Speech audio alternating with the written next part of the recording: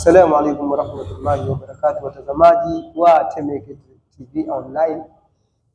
Katika kipindi cha zijue fadhila zinazopatikana katika mwezi huu mtukufu wa Dhulhijja, na leo hii katika kipindi hiki tutakuwa naye Sheikh Malenga Juma Bakari na atazungumzia ada la udhuhia.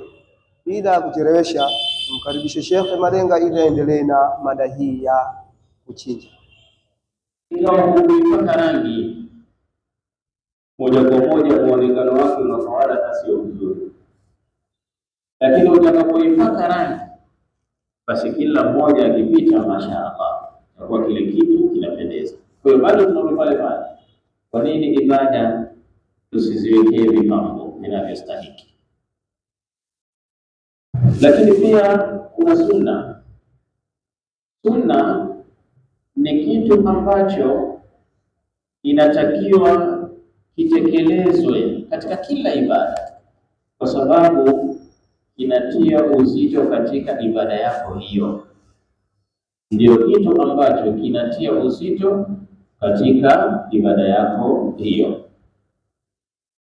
Mtume Muhammad sallallahu alaihi wasallam anatueleza miongoni mwa mambo hayo ya kwamba man kana lahu dhibhun yadhbahu, mtu ambaye atakayekuwa na kichinjo na akataka kuchinja, fa idha ahalla hilalu dhulhijja, pale utakapoandama tu mwezi mwandamo wa Dhulhijja, Mtume Muhammad sallallahu alaihi wasallam akatuambia hapa mambo mawili. Jambo la kwanza, fala ya'khudhanna min sha'rihi, asinyofoe kitu chochote katika nywele zake. Usinyofoe.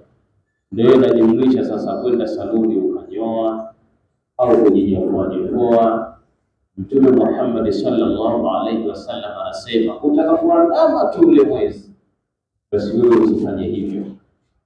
Kwa hii pia ina ishara kuwa leo hii ni mwezi tatu, basi wewe kama tayari umeshakwenda saluni kunyoa nywele zako, kama umechelewa, basi tena zuia nywele zako, usiwe mwenye kuzinyofoa wala kuzinyoa.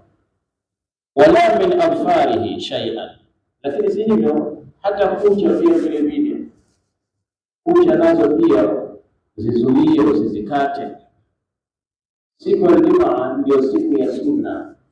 Waislamu tumefundishwa na Mtume Muhammad sallallahu alaihi wasallam katika swala zima la kufanya usafi, ikiwepo swala la ukataji wa kucha. Kucha zikatwe ovyo ovyo kwa mfundisho wa Mtume Muhammad sallallahu alaihi wasallam. Siku ya Ijumaa pale kabla ya swala ya Ijumaa ndio unapunguza kucha zako.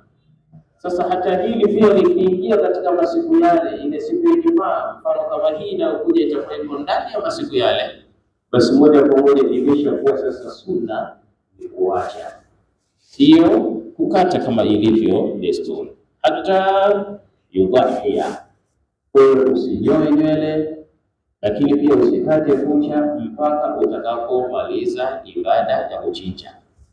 Utakapokuwa ni mwenye kwenda msikitini, tayari umerudi, umeshachinja, sasa ndio ikiwa ni saluni unaweza ukaelekea. Lakini pia jambo la pili katika ibada ya udhiya, haitakiwi ile hali ya umwinyi, yaani wewe kwa sababu ni bosi, una uwezo, umenunua mbuzi, unamwambia mfanyakazi wako yende akuchinjie ule mbuzi wa udhiya. Hapana. Hadithi kutoka kwa Anas bin Malik qala, anasema ya kwamba dhaha an-nabiy sallallahu alayhi wasallam bikabshaini, Mtume Muhammad sallallahu alayhi wasallam anasema Anas kwamba yeye alichinja mbuzi wawili, amlahaini aqarnaini, tena ambao wamenenepa vizuri, wamejaza vizuri, lakini pia vile vile waliokamilika, wana rangi nyeupe kwa maana kwamba kuashiria uzuri, lakini pia vile vile waliokamilika. Pia unaweza kujiuliza kwamba mbona Mtume Muhammad sallallahu alaihi wasallam yeye amechinja mbuzi wawili, sisi tunakuwa mbuzi mmoja tu anatosha? Ni kwa sababu kwamba Mtume Muhammad sallallahu alaihi wasallam alichinja yule mmoja ilikuwa ni kwa ajili ya kwake yeye na yule mbuzi wa pili alichinja ni kwa ajili ya umati wake, lakini tu kwa wale ambao ni wanyonge, hawana kabisa.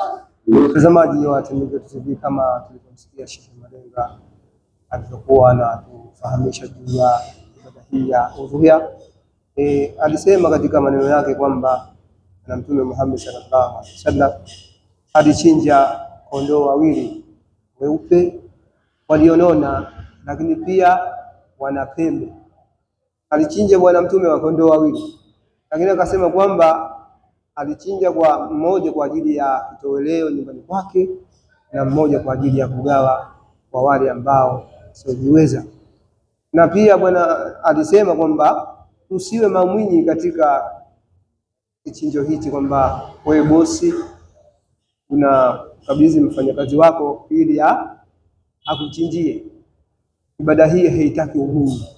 Kama wewe mwenyewe umenunua mbuzi, unapaswa wewe kuchinja mwenyewe ili ibada yako iende vizuri zaidi. Lakini Sheikh Malenga akanukuu hadithi za bwana Mtume Muhammad sallallahu alaihi wasallam kwamba unapoadhinia kuchinja haitakikani, unapoingia tu Dhulhijja haitakikani kukata kucha wala kunyoa nywele katika kiwiliwili chako. Kwa hiyo tusinyoe nywele. Tukishadhinia kuchinja, basi tusinyoe nywele wala tusikate kucha. Wabillahi tawfiq. Wa hadha, assalamu alaykum wa rahmatullahi wa barakatuh. Kwa nyuma kamera nilikuwa naye ndugu yangu Hassan, lakini na mimi ni mtangazaji wako mwandamizi Mikdadi bin Abdallah. Wabillahi wa maswali, tunakaribisha maswali tuma katika YouTube na maswali yako yatajibiwa katika kipindi. Wabillahi.